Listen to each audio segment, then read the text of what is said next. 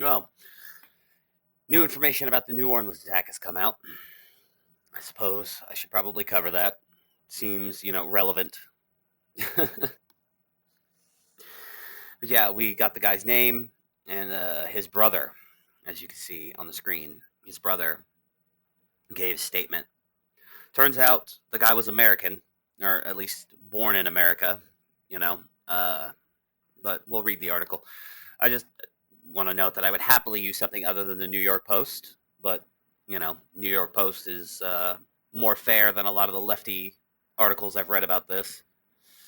Um, but also, just like I would happily use Reuters or Axios, like even though they lean left, I would still happily use them as sources. I just haven't for the last few videos I've made. Um, Axios, especially. I actually really like Axios. I mean, yes, they lean left and, they do a lot of the stuff that usually is associated with that. But, like, I really like the format of their articles, the bullet points and everything, and breaking everything down between what happened, when, what happened, where it happened, why it matters. Like, I like that layout. I think it's good. I would like to see a right leaning version of Axios, essentially. Or I would like to see some, like right wing billionaire buy Axios and turn it into like reshape it in his image. But yeah, New Orleans terrorist Shamsud-Din Jabbar's brother blames radicalization for attack that left 15 dead. And yeah, the body count is now up to 15. The 37 people that were injured in the attack, at least 5 of them ended up dying. 10 of them died at the scene. Rough stuff. Oh, look, the video.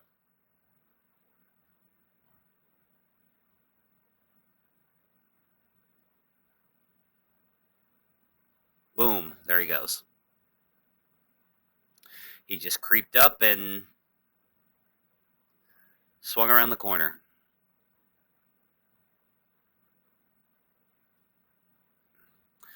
The brother of the terrorist who launched the deadly car attack on Bourbon Street in New Orleans says that radicalization is to blame for his kin's rampage. Abdur Jabbar, 24, of Beaumont, Texas, told the New York Times that his brother, Shamsud-Din Jabbar, who killed at least 15 people in the New Year's Day attack, converted to Islam at an early age. So I said on X that the guy was a foreigner. I was wrong. I saw his picture and I saw his name, and just assumed that he was a foreigner. I was wrong. Fair enough. So I'll take that L.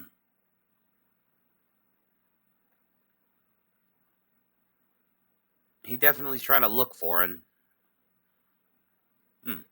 I didn't see this before. We'll probably check this out too. The younger Jabbar told the newspaper that what his brother did does not represent Islam. This is more some type of radicalization, not religion. I mean, I suppose fair, but at the same time, it's like it's very, very, very rare that you see Christians do this kind of thing. But like, how many car attacks have you seen committed by Muslims of all stripes? Not just Arab Muslims, Muslims, period. Islam is not conducive to Western society. It's just not. Never has been, never will be. Abdur described his brother, who was killed by police after mowing down innocent revelers, as a sweetheart, really, a nice guy, a friend, really smart and caring. Because always, always, it was like, I just didn't see this coming. In videos posted to his Facebook page prior to the attack, Shasmud-Din Jabbar pledged allegiance to ISIS, the outlet reported, citing law enforcement officials. Yeah, and also, Jabbar was a veteran of the U.S. Army, unfortunately. Let me see this. Do they actually have the videos?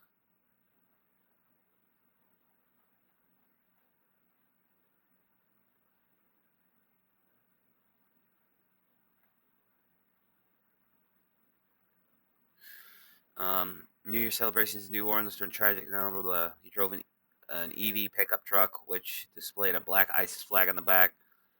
An EV? It was not electric. I don't think it was an electric F-150.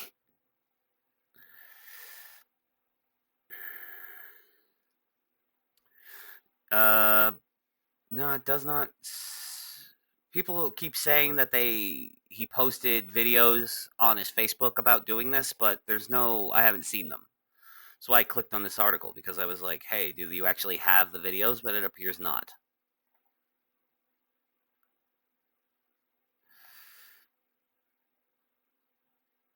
Um,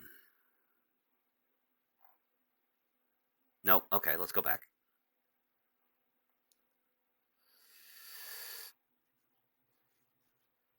He also confessed he planned on murdering his family in one of the videos. The twice divorced terrorist had two daughters, aged 15 and 20, with ex-wife Nakadra Sharel. Charles, I don't know how to pronounce that, according to the New York Times. Sh- uh, Shasmud-Din was driving while recording those videos, and authorities believe that he could have been recorded while he was on the road to Louisiana from his Houston home, according to those sources. The feds do not believe the terrorist acted alone while carrying out the attack in the French Quarter. Shasmud-Din, an Army vet from Texas, was flying an ISIS flag attached to a rented Ford F-150 Lightning EV pickup truck when he plowed into the crowd of New Year's Eve revelers on Bourbon Street. Or maybe it was electric. Maybe I was wrong. I mean, just looking at the truck when I saw images of it, it didn't look like it was an electric um, F-150, but I guess it was. Well,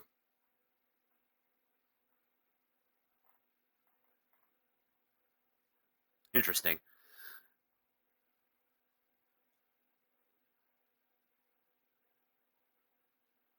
Terrorist made videos where he confessed to planning to murder his family, claimed he joined ISIS. Okay, yeah, but can I see these videos?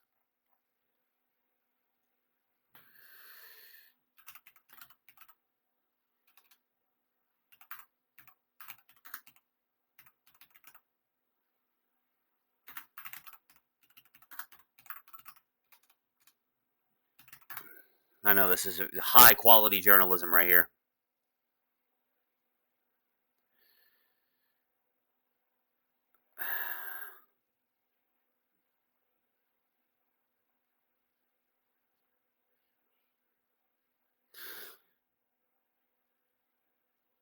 Everybody keeps saying he made these videos, but nobody has them. Nobody has them. I don't know. Something's not stirring the Kool-Aid. It's interesting. People keep insisting that he had these videos, but you can't find them anywhere. Because I heard about that last night, actually, that he had Facebook videos, and I looked for them and I couldn't find them. So, yeah, but let's read this article too, since it didn't take me long to read the last one, so we'll go ahead double up. Uh, yeah, inside terrorist Shamsuddin Jabbar's squalid home, where sheep and goats roam his yard after his financial ruin. Oh, oh. The terrorist who killed 15 people when he plowed his truck down a crowded Bourbon Street in New Orleans was an American-born military veteran who was living in a rundown trailer park where he kept sheep and goats in his yard, just blocks from the local mosque. Authorities say Shamsuddin Jabbar, 42, from Houston, had an ISIS flag strapped to the rented Ford F-150 Lightning EV truck he used to carry out an act of premeditated terror on New Year's Day. I'm gonna be honest with you, it doesn't look squalid to me. This looks like a kind of like a nice trailer park. Like I've seen, trust me, I have seen worse trailer parks. I mean, these people got fences around their yards. We got anything like inside the trailer park? Like how squalid are we talking?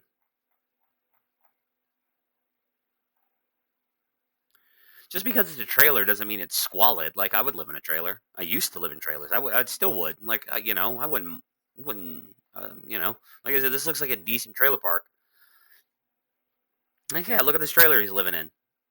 Doesn't look too bad. Looks nice and clean. Grass is mowed. You know, when you say squalid, it evokes a certain image. Shamuddin Jabbar was a U.S.-born military veteran who went from success to a squalid Houston trailer park where sheep roamed his yard. He served in the Army for more than a decade and deployed to Afghanistan before he carried out his ISIS-inspired attack on Wednesday, according to his service record. Working as an IT specialist, he was stationed in Afghanistan from February 2009 to January 2010. the service branch said in a summary of military experience. Jabbar served active duty from March 2007 until January 2015 and was a reservist from January 2015 until July 2020. He left the service at the rank of staff sergeant, according to the Army. In a YouTube video he posted in 2020 for his real estate business, a clean-cut Jabbar described himself as a reliable, trustworthy native Texan who spent 10 years in the military, which taught him the meaning of great service. But when he carried out the terror attack, one of the deadliest since 9/11, Jabbar lived in a squalid trailer park on the outskirts of Houston that is home to mostly Muslim immigrants. Geese, chickens, and sheep roam freely in Jabbar's yard when the Post visited hours after the attack.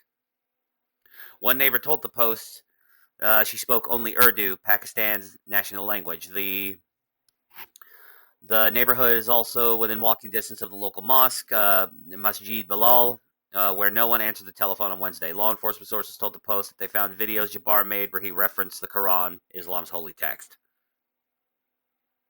The backyard of the last known address of Shasmud-Din Bahar Jabbar, located in a trailer park in Houston. See, that looks like a different trailer, and that looks much worse. Jabbar traveled to Egypt for 10 days last year, officials told the Post. By mid-afternoon, the Fed swooped in, kicking the Post and other journalists out of the area and cordoning it off. Dozens of police vehicles swarmed the neighborhood, including an armored military-style truck. Initially, residents were allowed past the barriers, though the Post heard one agent telling a family to take your kids and leave, and another order of get your hands up blasted over a loudspeaker. In brief conversations before the lockdown, his neighbors seemed to know little about him. Francisco Venega, or Francois, not Francisco, Jesus. Francois, I suppose is how you say that. I don't know. Described Jabbar as a simple person who kept himself, though they would occasionally exchange words in the street. He was pretty quiet, just walking. He would say hello, hola, and that was it, Venega said.